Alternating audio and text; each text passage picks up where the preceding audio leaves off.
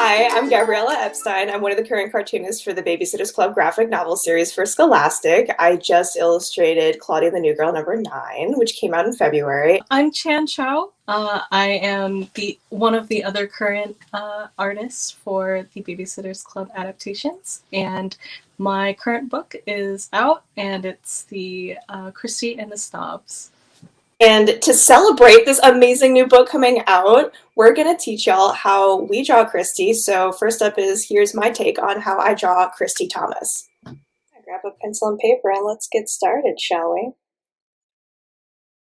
All right, so to start off, we usually try to build the form from in to out. So what I like to do is start with these basic shapes you see here, a circle for the cranium, and then building out some convex lines for the jawbone, for the cheek, for the ears, and so on and so forth. And that's usually what I do for my sketch layer. So if you're drawing with a pencil and paper, that would be the equivalent of drawing something lightly and then, scrubbing it away with your eraser just so you can only slightly see it. And then we move on to the inking.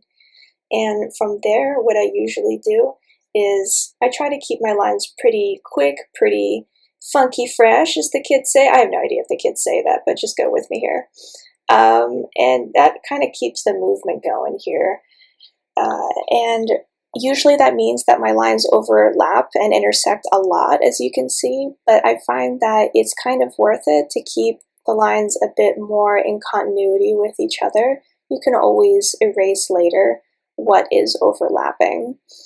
So basically, I think the key here with drawing Kristy Thomas is that she is a tomboy, right? So she's going to have her baseball cap on, she's going to have some sort of sporty outfit going on, usually a t-shirt tucked into some dusty old jeans. She's pretty pragmatic.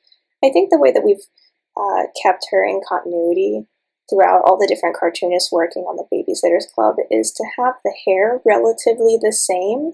So Raina is the architect for all of this. She designed all the major characters, and she for Kristy at least, gave her these really cute Azula bangs, kind of like Azula from Avatar The Last Airbender. They're long, they're fluffy, they're kind of coming out at the sides.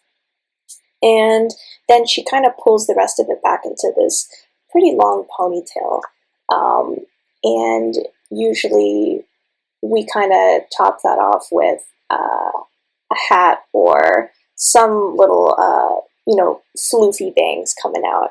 And we've generally maintained this throughout each of the adapters' work. You'll see that with Raina, Gail, me, and eventually Chan with the new book coming out, Kristy and the Snobs.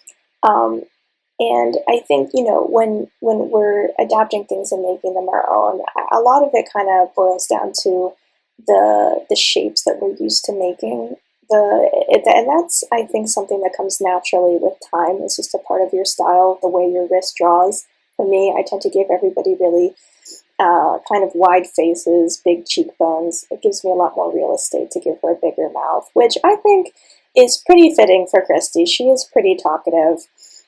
She's also, I think, one of the more expressive of the Babysitters Club. She is very bossy, she knows what she wants, pretty sassy, so we want to make sure to give her ample room to be able to be given orders.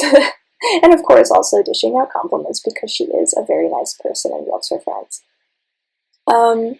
So when it comes to you and how you want to adapt these Babysitter Club characters into your own style, I think the big thing to keep in mind is to think about who they are fundamentally. What defines Kristy Thomas?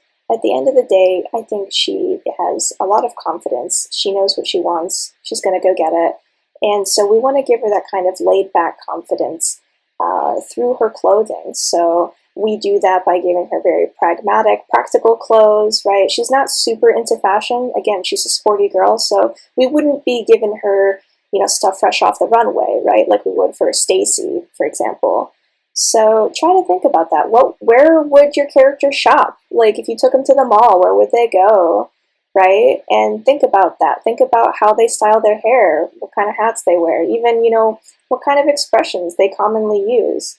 And I think that'll really help you in finding your own version of a character, and obviously for Kristy Thomas. So I hope you've enjoyed this. And here she is in her final cute form.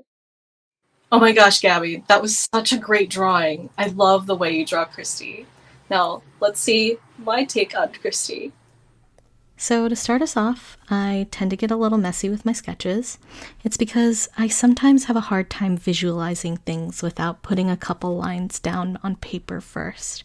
So, never be afraid to just scribble some ideas out, and don't forget you can erase things that aren't working. This part of the art phase is where you're simply figuring out structure and form. Even though I spent a lot of time drawing Kristy recently, because she's the star of my graphic novel, Kristy and the Snobs, she's very challenging to draw. She has a lot of subtle shapes around her face that I always take a little extra time getting just right. The other babysitter adapters do such an amazing job drawing her, and I'm always looking at their work for inspiration. When it comes to inking, working digitally makes it so easy for me to just go for it. Traditional mediums such as pen and ink are some of my favorite, but take a lot more time for me personally. That's why I really admire Raina and Gail for those specific reasons. I rely on my digital art programs because they just allow me the freedom to make as many mistakes as I'd like, and also gives me the ability to go back if I need to. In this drawing, I decided maybe Kristy was being very nonchalant, a bit relaxed, maybe even a bit sensitive. She's always so confident and boisterous for most of the books, being the leader and all. But I love the moments where she's very soft around her friends and family, which I really hope to capture in this drawing through her eyes. With Kristy's outfit, she tends to wear tees and jeans. It's such a simple combination to draw, yet there's so many fun little details you can slip in. For an example, have you ever thought about drawing torn up jeans, or what patterns or logos would go onto Kristy's t-shirts? These kinds of subtle details give characters a lot of personality. Just those small things that you wouldn't even consider until you just saw it. One of the biggest drawing tips is just to keep drawing, and especially draw what you love. If you're enjoying what you're doing, you're just going to keep doing it. And the more you do it, the better you'll be. For example, it might be a little obvious, but I love to draw hair. And so I spend a lot of time studying different textured hair and how hair looks in different styles. It's addictive. I feel like I'm only going to be improving more the more times I draw it. And I'm going to add these little tiny dots on her eyes, and that's Kristy.